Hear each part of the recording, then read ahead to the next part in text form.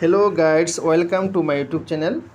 আজকে আমি একটা ভিডিও করলাম যেটা আমাদের পুষ মাস শেষ হতে না হতে আমাদের মাঘ মাস চলে আসে। তো মাঘ মাসে প্রথম দিন আমরা সব বাড়িতে আমরা যাই, কীর্তন করতে হয়ে ঠাকুর নাম স্মরণ করতে হয়ে আমরা সব বাড়ি করে যাই, গ্রামে হোক শহরে হোক যেখানে হয় আমরা সেখানে যাচ্ছি। ওইখানে আমরা লোট পূজা দিই, মানে এখানে লোট পূজা দিই।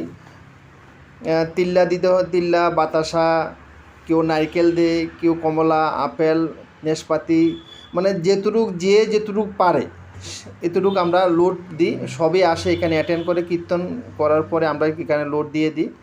খুবই সুন্দর, দেখুন খুব সুন্দর থেকে বাচ্চারাও আসে, বড়রাও আসে, এখানে ছোটো বড় সব আসে, মা বোন সবই আসে, মাসি দ্বারা সবই আসে।